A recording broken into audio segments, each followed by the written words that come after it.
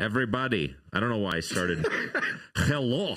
Oh my goodness. With my horrible Russian accent. A weird Russian accent to begin.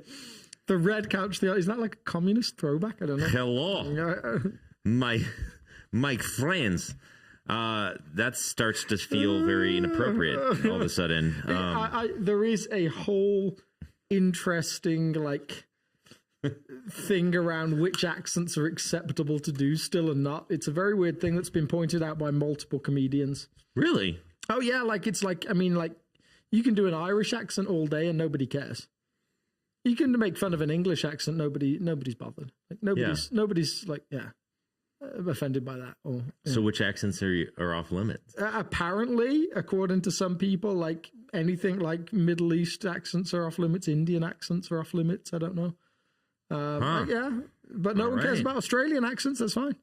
Okay. There's a psychology to it. Apparently, I don't know what that is, but interesting. Yeah. I didn't know. Well, how about Russian accent? I think that's a gray area. Yeah, it's gray. Yeah. But I like gray areas. Yeah. I live in gray areas.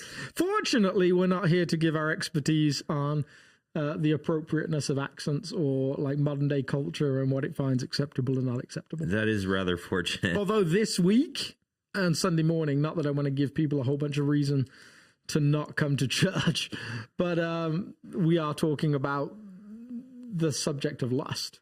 This coming week. Yeah. Wait, so what was the connection to what you just said before? It was just modern culture and what's what it's cool with, what it's not cool with. Yeah. Well, you just guaranteed that our service will be empty. At least empty of our podcast listeners. Or at least empty of the people that start the podcast. I'm just going to assume that anyone that doesn't come, is. I don't know what I'm assuming. Anyway, we're here not to talk about that. So right off the bat, we're here to talk about the sermon that you preached this last Sunday, rather than to encourage people not to show up next Sunday. And I have a love-hate relationship with your sermon on Sunday. I have a love-hate relationship with my sermon on Sunday. As it was man alive, man, you brought the heat. Man alive. It's was that my favorite sermon Alex ever preached, or my least favorite sermon? It was so well done, and I hated it. Yeah, I very much hated it because it hit me in the out zone of. I wish I had your slides, because I want to pull up the slide that you did where it was some call out moments of if you've said these things. Oh yeah. Maybe you Fortunately, with I have all my slides. Oh. So I could even just hold them up to the camera if that was the best way to do something. It's so funny how.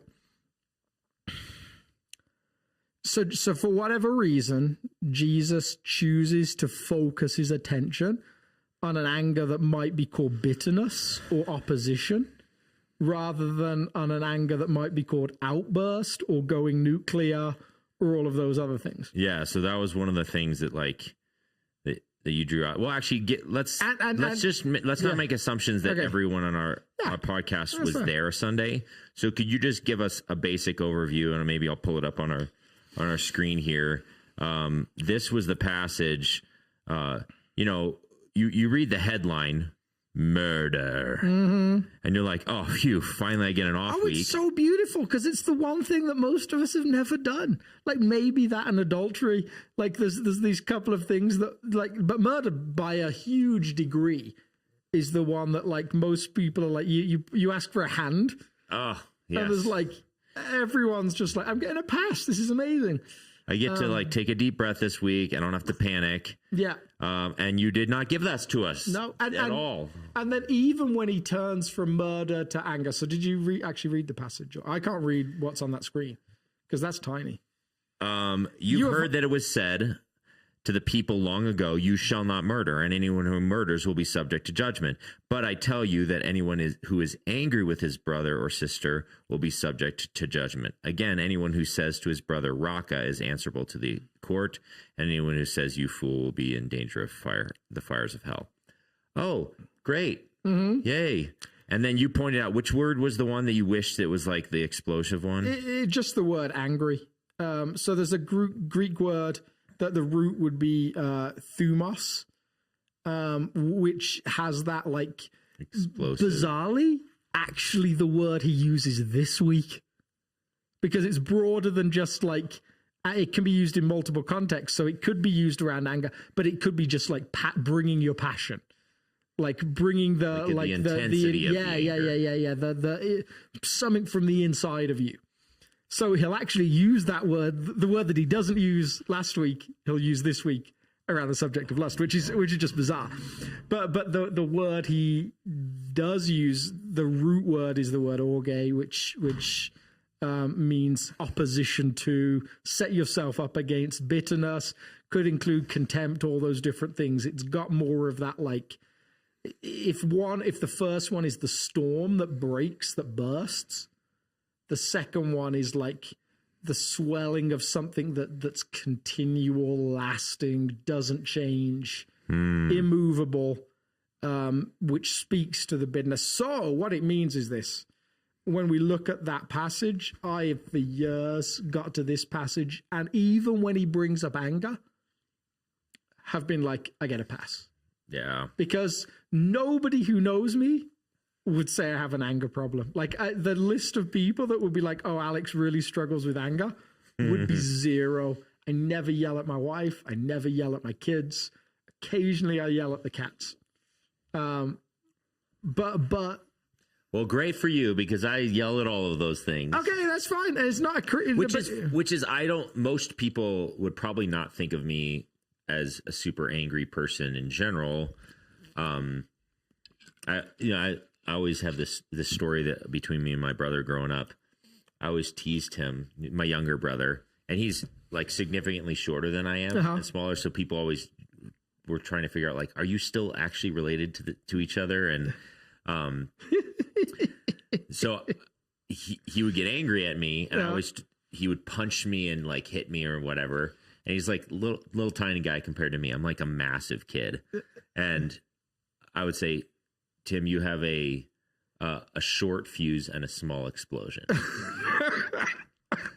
And it would just piss him off even more. I bet it did. Yeah, totally. I'm convinced that he went into the special forces because just to show you, like, later in life, like, we'd mess around and he could just like kill me 7 ways with his bare hands.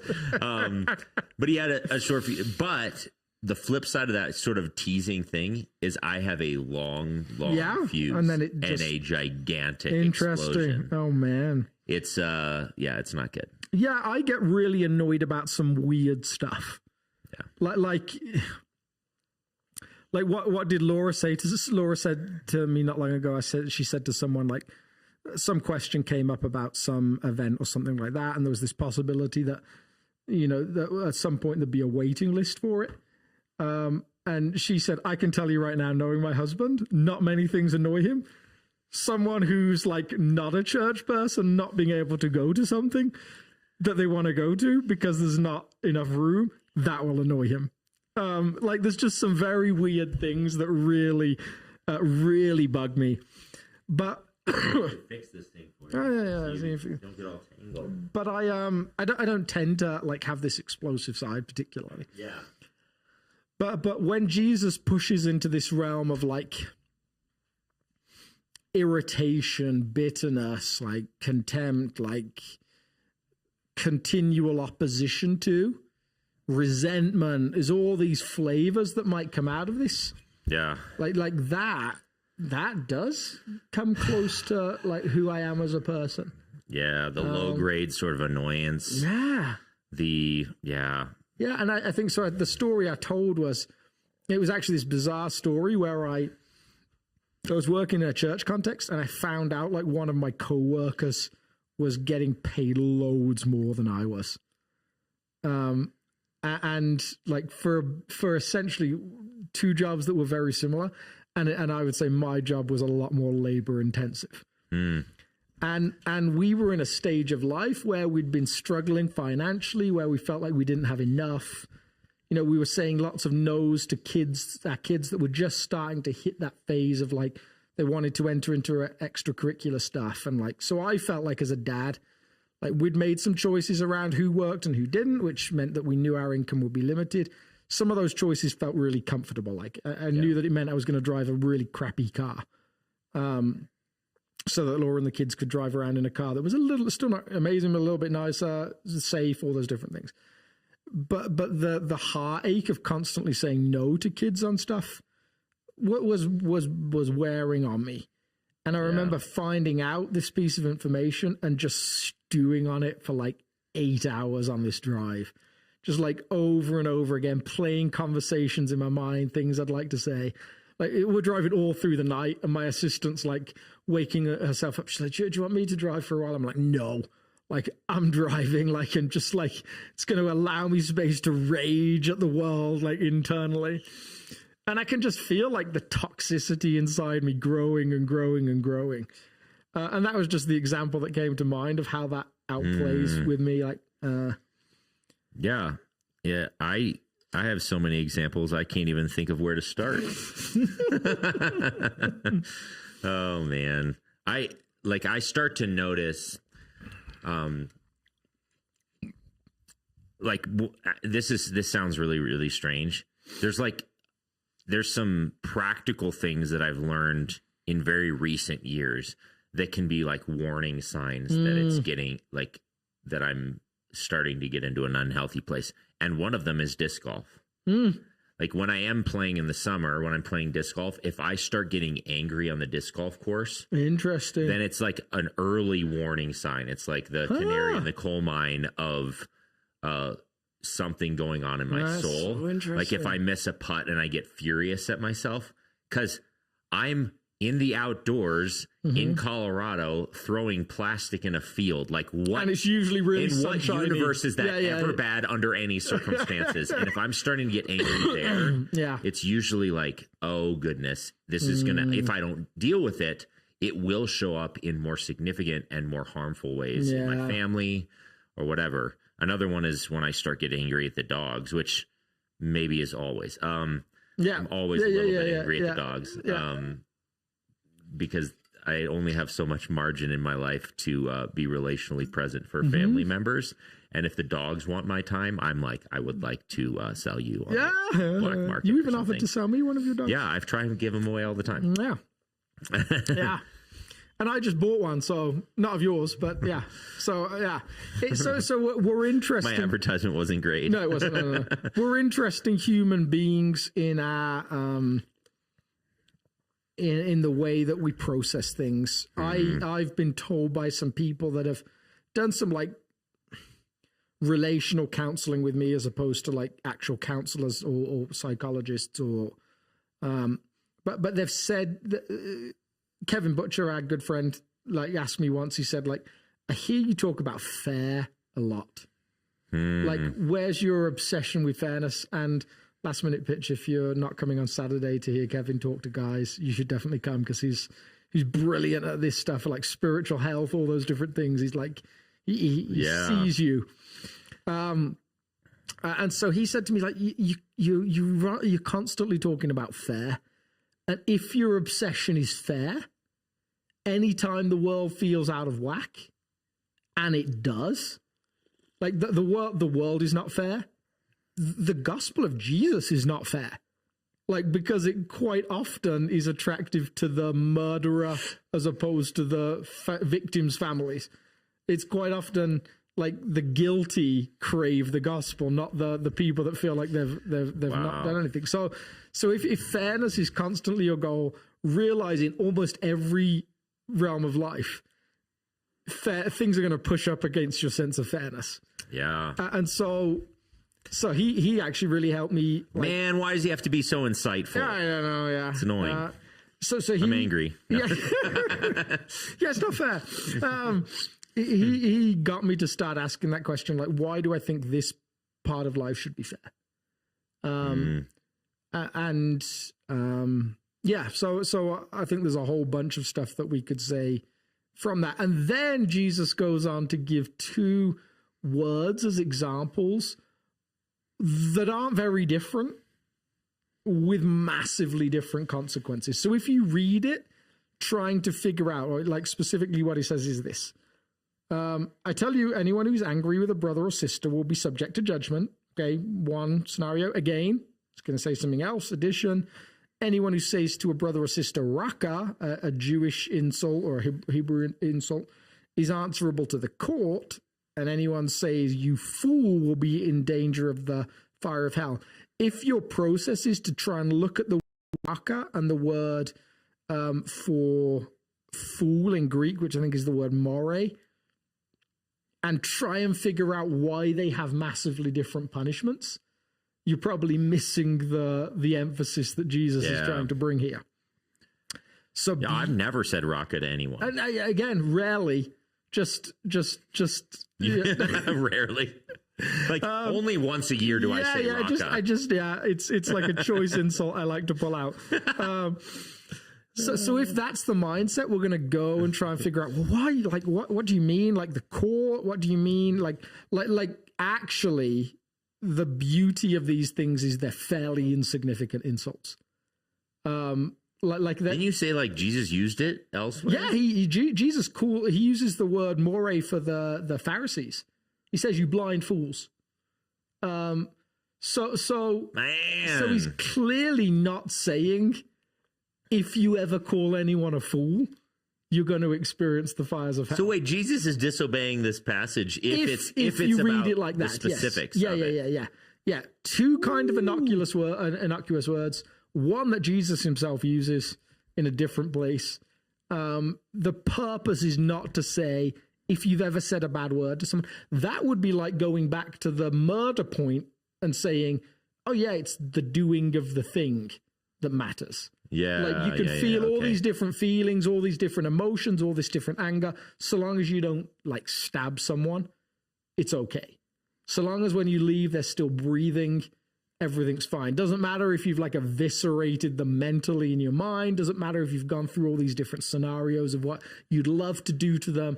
Like if only you could be sure the police wouldn't find the body. So similarly here, if we end up saying like, just don't say the word. Just don't say this one and this one, and you're good to go. Yeah. That would be, again, like making the same poor argument that a whole bunch of people apparently had made about the murder command.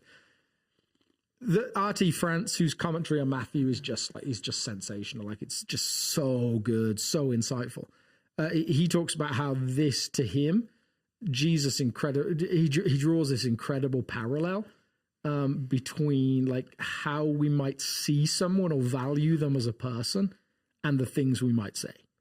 So he said like even kind of innocuous statements that we might make reveal a contemptuousness that or a contempt that actually is toxic and God takes really seriously. Yeah. So like you said on Sunday, both with the anger and with the speech, both are dehumanizing. Yeah.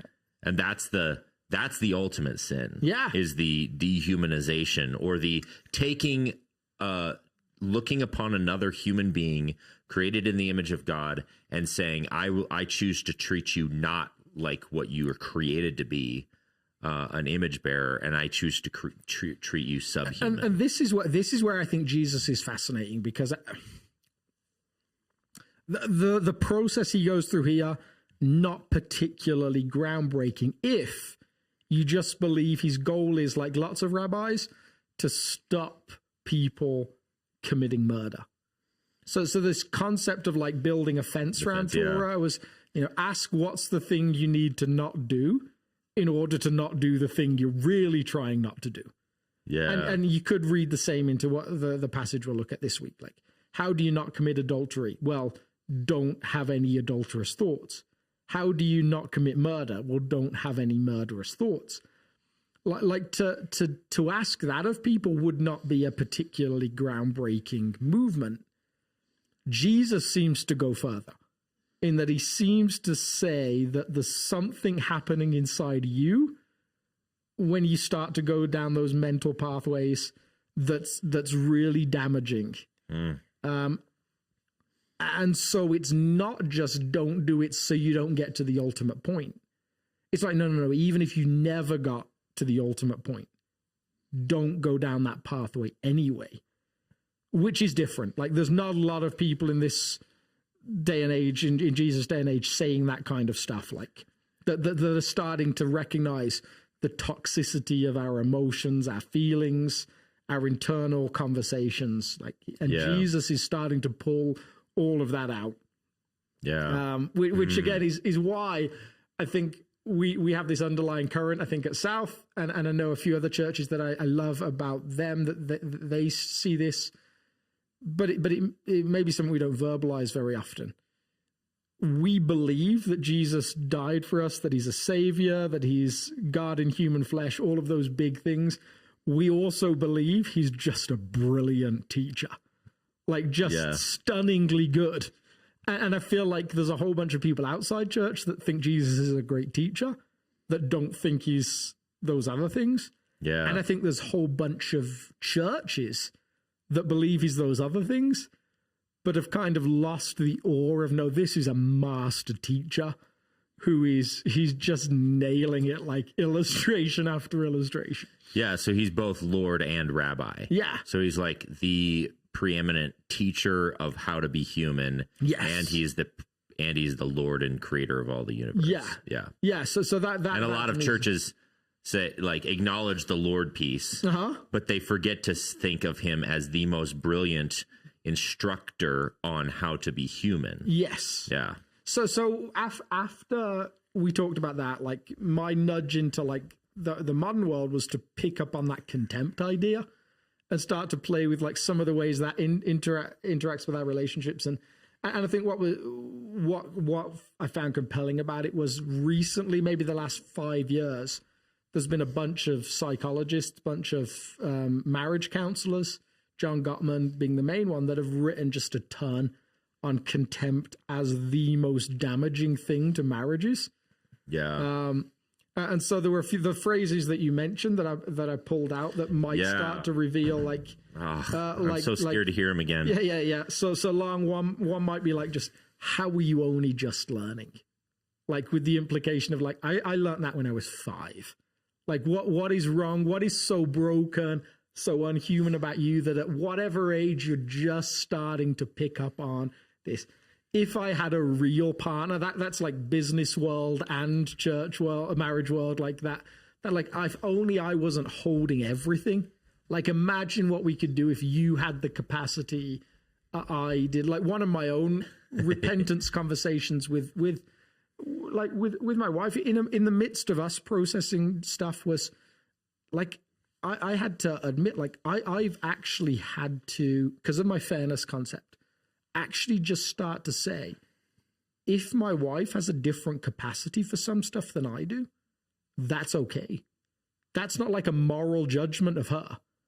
Like, that's not like, this isn't ethics. This isn't just like, like my mindset is I can get into a certain mood with stuff and I'll do like 7 loads of laundry in like 2 hours or 3 hours. I'll just cycle through and through and through. Yeah. I'll become this like angry laundry doing machine. Yeah. And that's just not her wiring. Like, she's going to go at a different, and those aren't value statements. Those aren't like ethical, like whatevers. Yeah. My wife doesn't have an adrenal system, adrenaline mechanism. Well, she probably does, but it's like, she refuses to go there because probably it's toxic. And she's learned that if she lets herself let the adrenaline kick in and like pull yourself up there is no pull yourself up by your bootstraps in my wife's heart, because she's learned that it's toxic to her system. I am like the always pull myself up by my bootstraps guy, and I'm like constantly over pushing and over exerting myself. Yeah. And so sometimes I'm like, I wish you could just pull yourself up by your bootstraps. And she's like, so you wish that I was less healthy and more toxic like you? Yes. And I'm like, yeah. So this other one, the next two, like they're similar. Like, again, like, depending on your environment, these may make sense or may not make sense. Well, it must be nice to be at work all day, like away from the kids, away from the hubbub of life, away from the whatever, the care of a home. But equally, well, it must be nice to be at home all day, like the weight of like income earning and all those different things. It's always the same story with you, like starting to believe the other person doesn't change, can't change. There's no redemptive aspect to what's going on in their life. It'll just be like all the other times you've tried.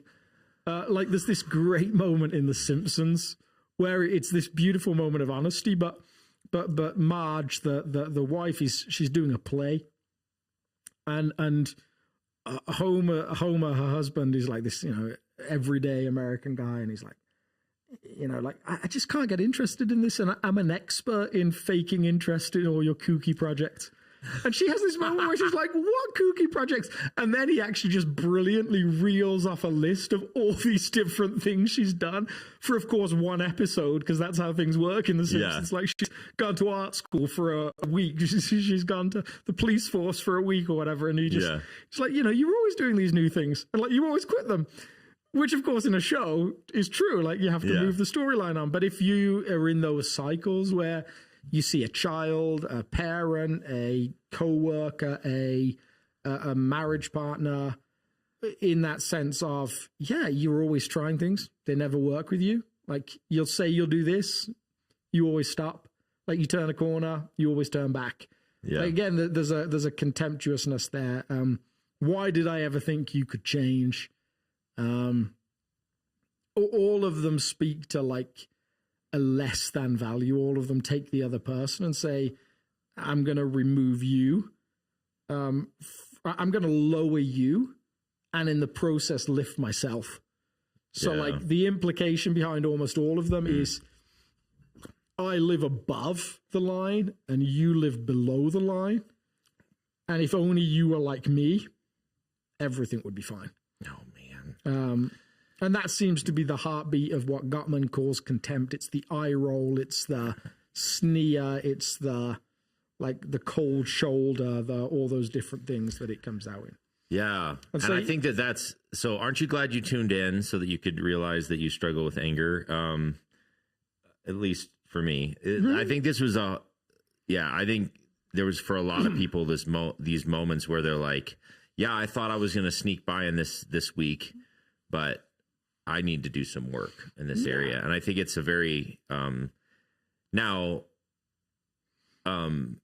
So just final quote, final Gottman quote. He says this, which it gave me a word picture for it. Contempt is sulfuric acid for love. And that pulls it out of, it's marriage, it's relationship, like on a physical level, but it's also like relationships across the board within the home, relationships within church, that Jesus calls all of those relationships to be centered around love. Like in every area, contempt is almost like it tears at the fabric of those, it rots them away, or it like disintegrates the relationship centered in love, because it's anti-love. Wow. And that gives us a whole bunch of I found this Dallas Willard quote that I actually had played with using this week. And I don't know if I thought I had it here, like ready to go.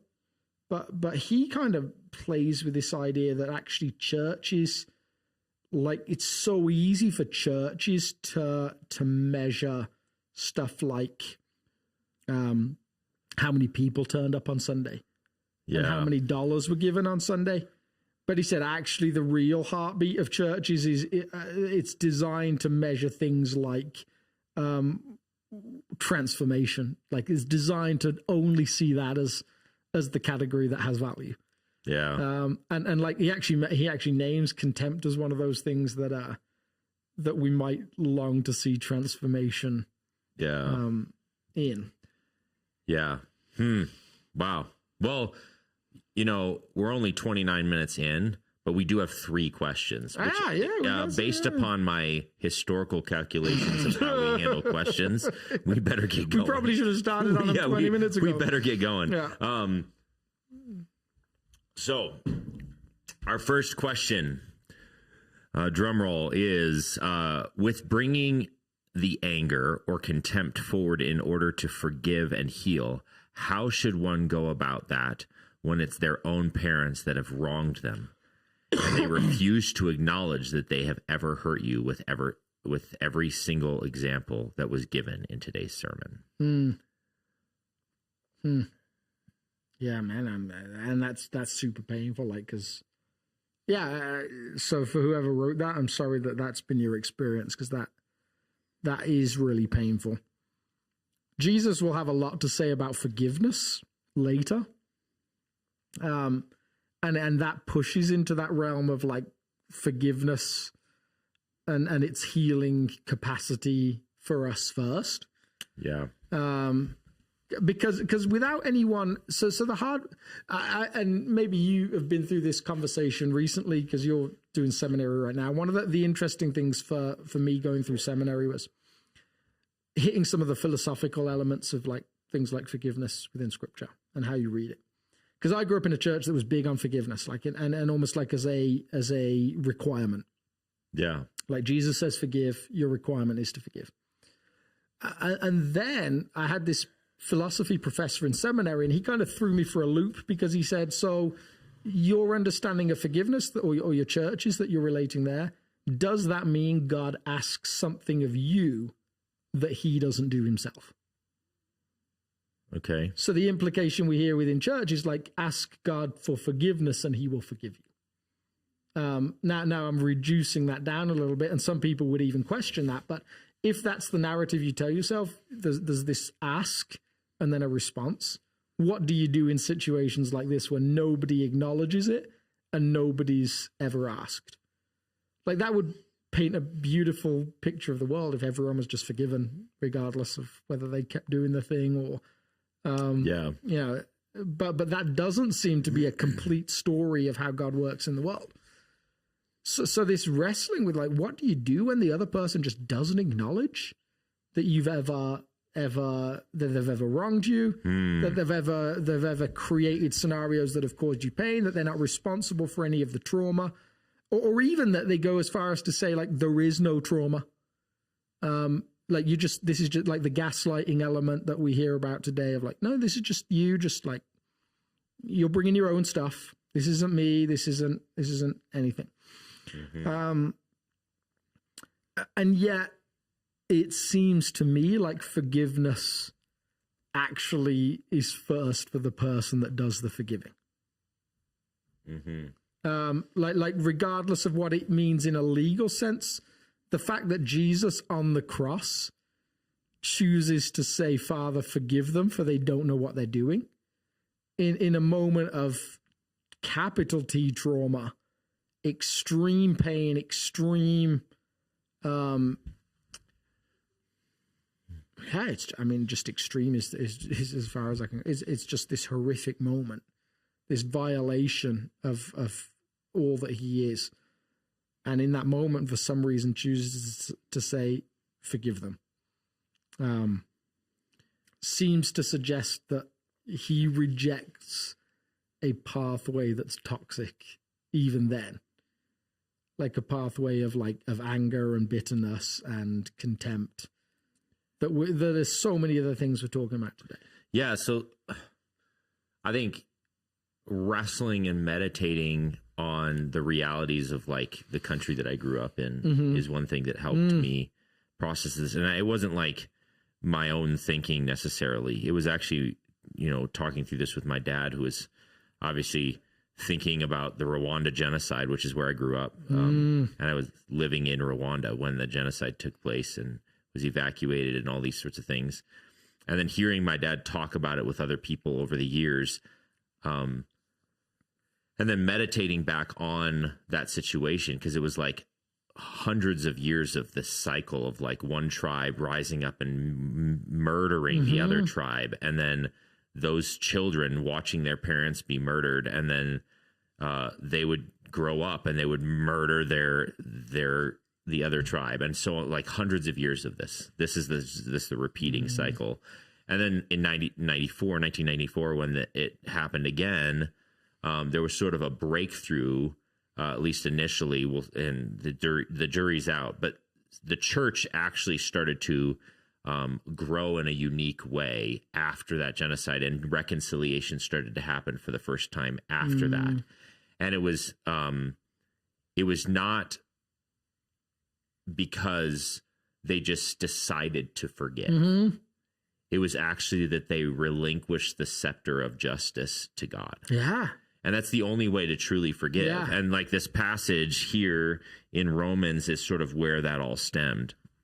It says, "Do not take revenge, my dear friends, but leave room for God's wrath. Yeah. For it is written, it is mine to avenge. I will repay, says the Lord."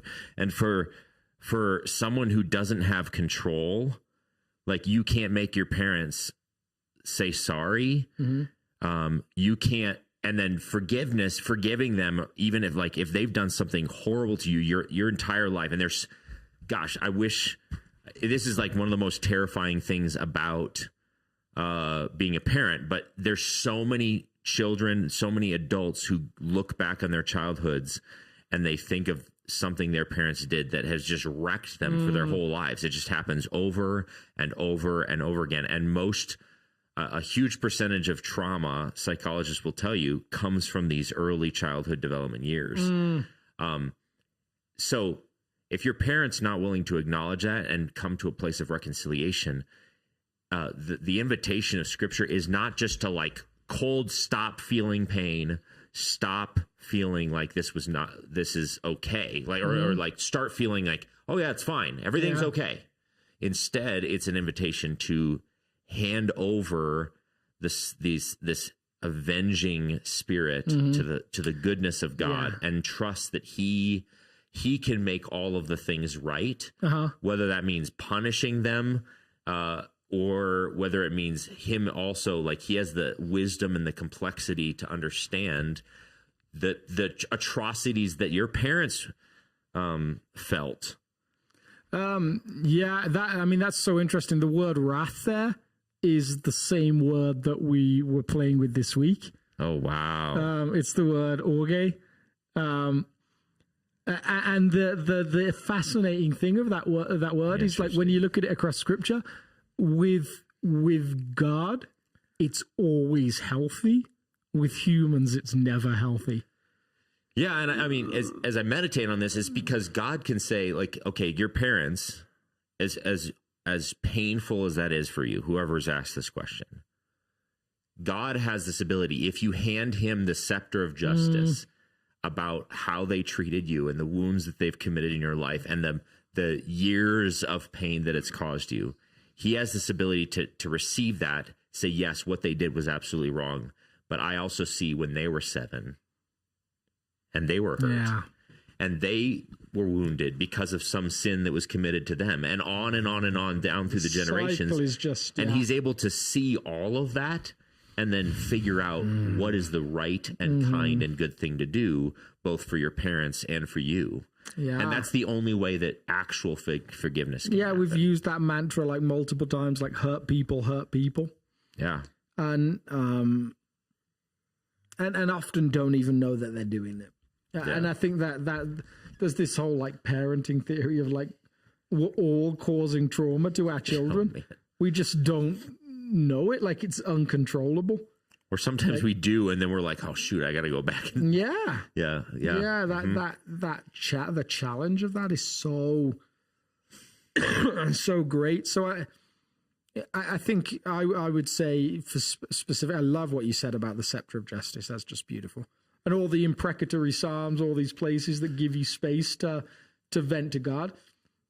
And Tim Keller actually beautifully addresses this question in a short video I happened to see, when he says, like, if you're not supposed to be angry in the context of the passage for this week, like, why is God okay with all the language of the Psalms? Yeah. And he says, ultimately, the only answer I have is because they're prayers. Because they remain in that conversational element with God. They're not just venting into your own internal, like as I was doing in my description of that drive. They're not venting at other people. They're not. The direction to God seems to change everything. Absolutely. And creates this healthy space of He can handle that. And He knows. And he can level the scales perfectly. Yeah. And so feel free to vent to Him and let it out. And then hand it over to Him and hand that pain to Him. and then trust that he will weigh the scales perfectly, both for you and for your parents. And then I think there's always this moment of, like, there's always this desire I have for people to hold hope and say, like, yes, they haven't acknowledged it yet. And maybe they never do. Yeah. And maybe they're not even alive anymore. But actually maybe they do as well. And that God works some incredible redemption stories. So it always saddens me when I see, like, people within the Christian community say, I have no hope for that. Because there's the danger is it pushes you into some of those places that we just talked about in terms of, like, well, it's always the same story with them. Yeah. Like, oh, well, why would I ever think they could change? And in and of themselves, maybe they can't, but actually with the way that God works in human hearts, we're almost left with this, who knows, like, what may happen. Yeah, and like a truly forgiving soul is a powerful, powerful thing. Like, this text seemed even, maybe it's not this exact one, but elsewhere in Romans, maybe it is in the same context, I can't remember, where it's like you heap coals on their heads. Yeah.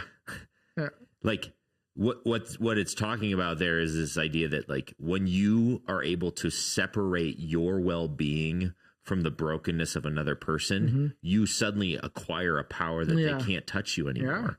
Because you choose to acknowledge who you are because of what God says you are rather than what they say you are. And suddenly they realize they don't have access to hurt you anymore.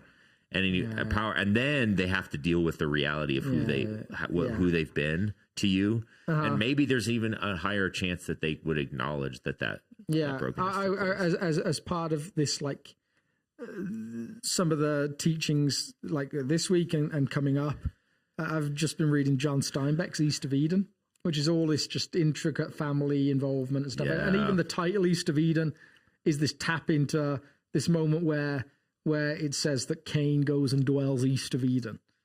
Incredible. And there's all the, and there's this passage where one of the main characters, Adam, goes to confront his wife that left him, who's now running a brothel.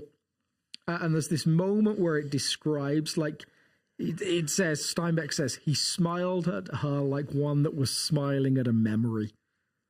And it's this moment where he's like, I'm at peace. Like, I'm okay now.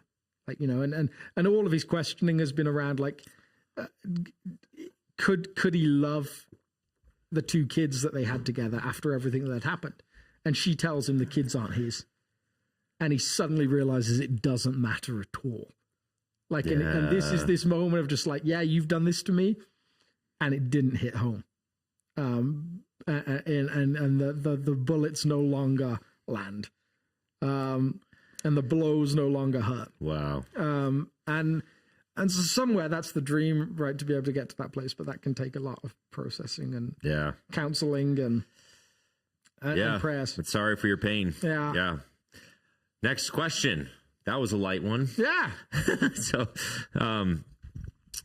really appreciate this message. In the what should we do closing portion of the message, I found myself agreeing with the suggestions that were made, and also found myself, as I burp right into the microphone, also found myself wondering if having the hard conversation might also many times be an important component of addressing the underlying causes of bitterness and contempt.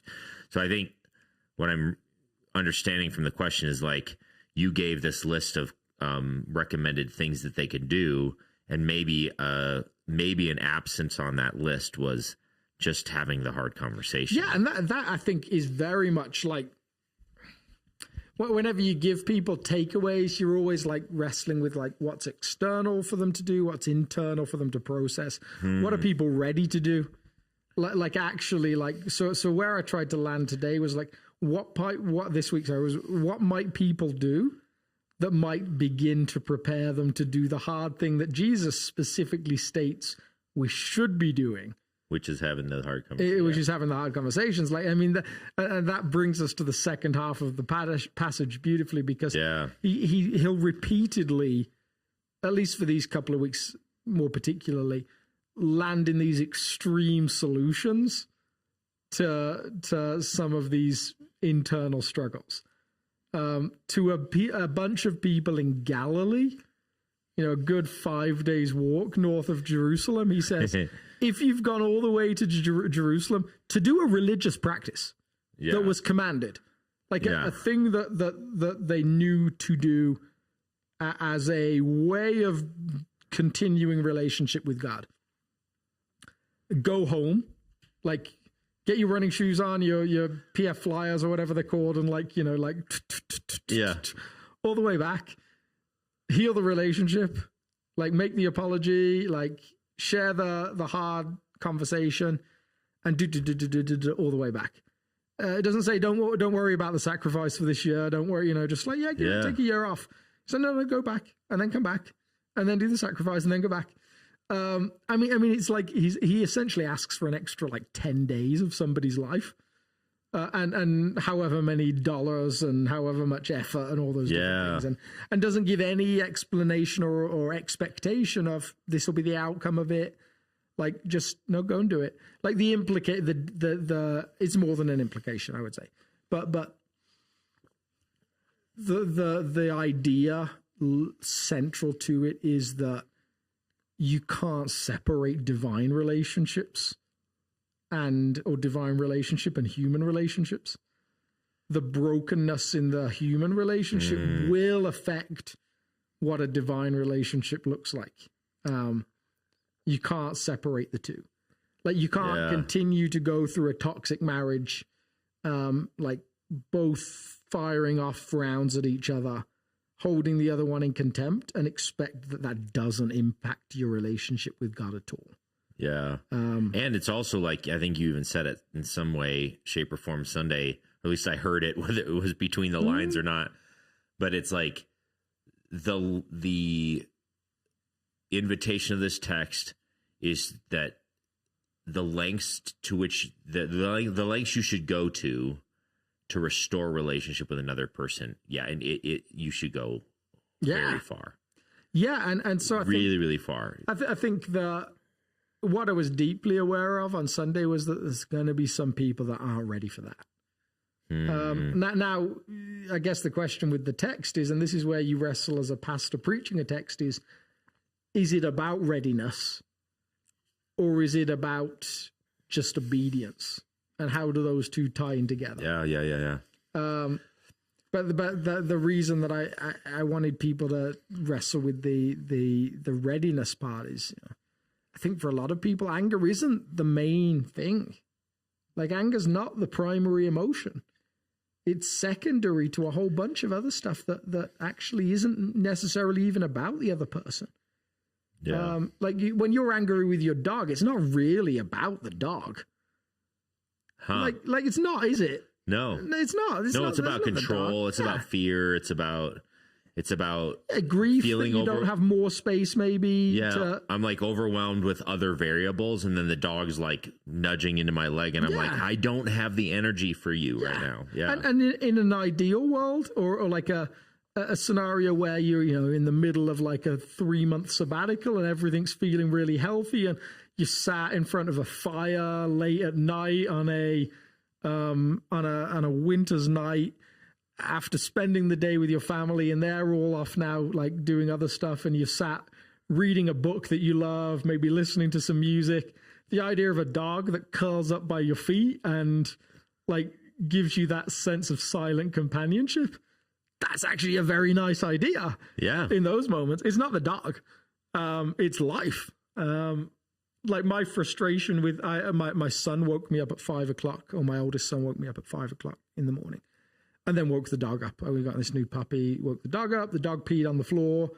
Like, I'm super mad. Like, but is it about Jude in that point? No, I know it's not about him. Like, so like how you process those things, it is fascinating. So I was hoping somewhere there'd be some space for people to say, what's the story beneath the story? Because that actually might help some of those difficult conversations.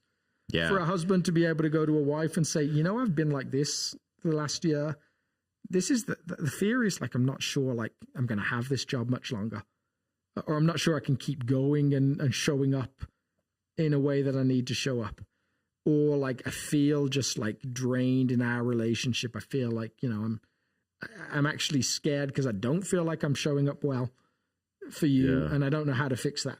Like if you can give people some space to delve under the surface, because it's fine to go to someone and say, yeah, I've been really angry with you in this bitter, contemptuous type way, and I still don't know why. Yeah. So part of what I'm hearing is like the recommendation to have the hard conversation is obviously there. That's exactly what the text says. Yeah. So it's like it's not just implicit in the text; it's explicit in the text. It's really the idea. So some of the calls to action that you gave in the sermon were like bridge calls to action. They're like an attempt to help people unlock a capacity to eventually obey a text. Yeah, and there's the possibility that like at least we tell ourselves this.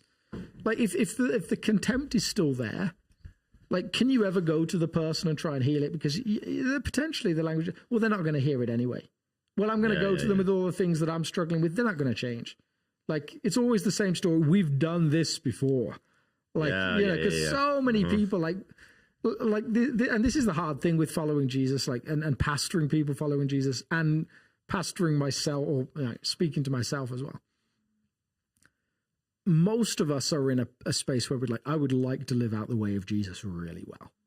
Yeah. I believe he's right about human flourishing, but there's a bunch of stuff that's getting in the way right now.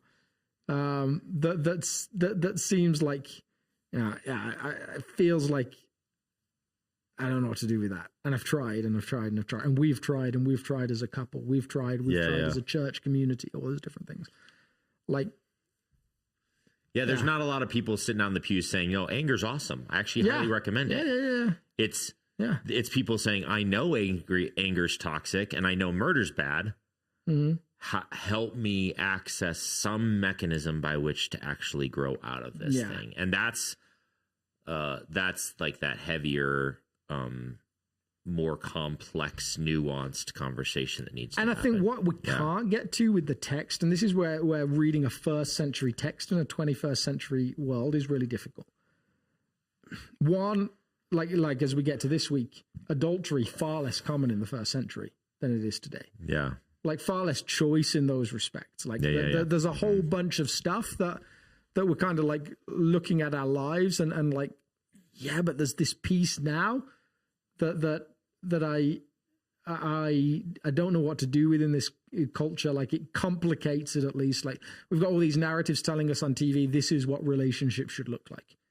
You should, lock eyes with each other across the room, like Hallmark style, and like, accidentally find out that, we've got the same like background with this kind of thing. Oh, you're going to be going back to the country of birth for a coronation and you want me to go with you. And like all these, like there should be these like narratives where you fall in love and then nothing ever comes between you again. Yeah. And yet in the midst of relationships, now we're like, oh wait, no, they do. And they're not. And they are. Yeah. We have one more question and 7 minutes to try and deal with it. Maybe easy for us. All right. You, sermon 8:15. Okay. You, Alex, talked about dehumanizing. This is a bad thing. In contrast, I was exposed to teaching Denver, Colorado, Baltimore, decades ago when I was a young adult that we are worms. This was holiness teaching. At least once they directly said, deny your human nature, was considered to be the deeper walk with God and knowing God more, felt gloomy, depressing, and oppressive. Yeah.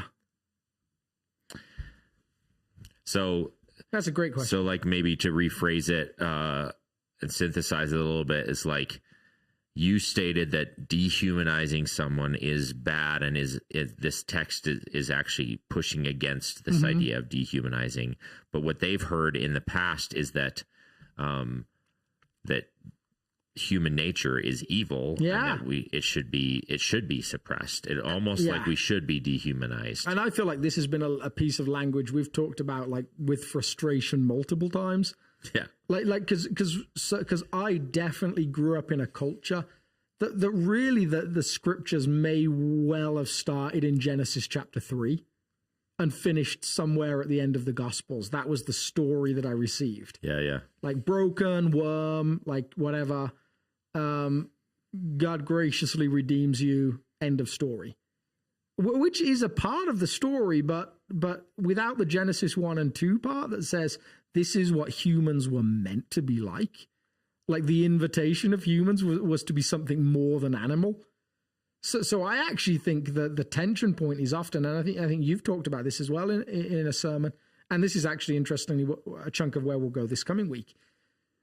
The invitation is to not be animal, and to choose to be human. Like, and when we use the language that around the Sermon on the Mount, this is Jesus' new way to be human. Well, yes and no. It's just to be human. Yeah. To actually be human. This is Jesus' invitation to be what humans were supposed to be.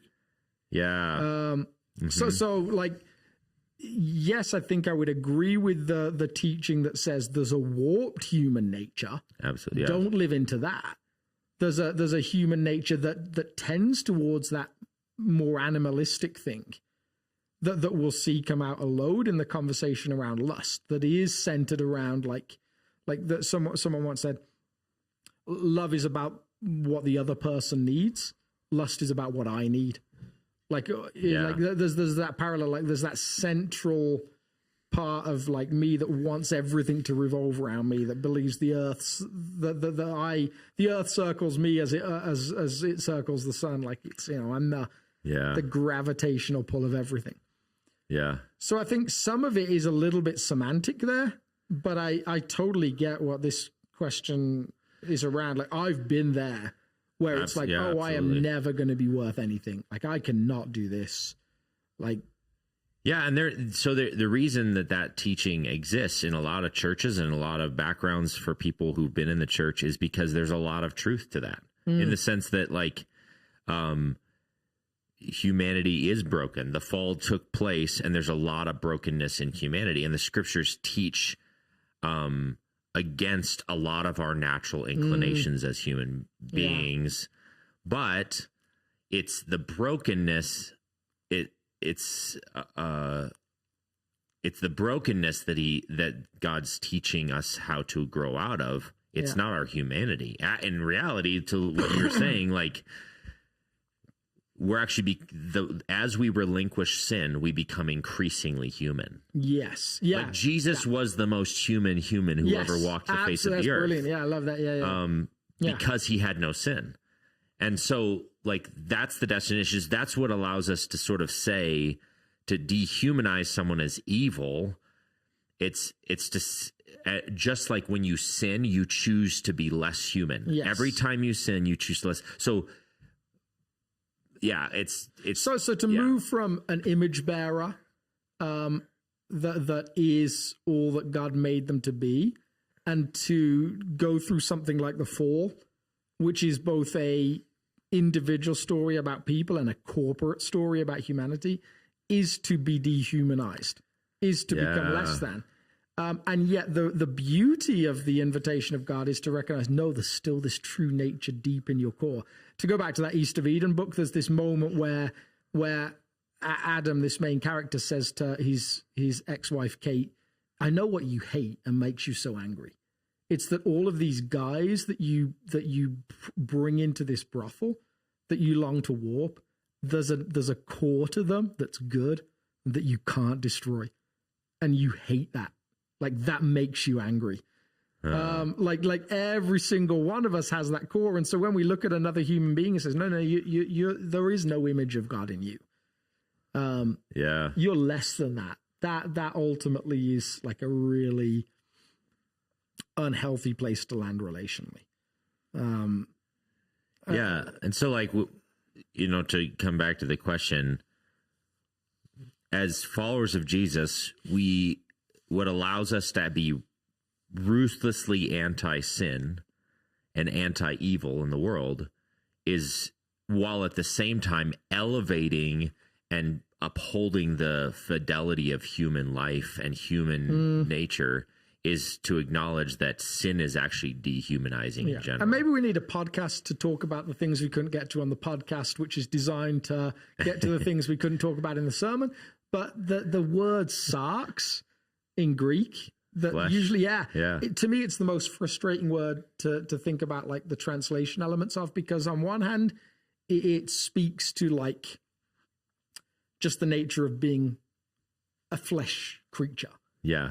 On another hand, it speaks to like the warped nature of your flesh, that perhaps the animal nature, or the subhuman nature, or the fall nature that pulls you off into different directions. And then it also talks to like the effort element of like doing it yourself, pulling yourself up by your bootstraps. Yeah. Like, and so where it is in each passage is like, I don't know. But that holiness culture can so easily lean into, you're going to sort this out. Come on. You're going to get this. Like, just like think happy thoughts, don't think angry thoughts. Just bounce your eyes, don't think about lustful thoughts. Like, you know, like all those different things aren't particularly healthy and different to life in the spirit that Jesus calls us to.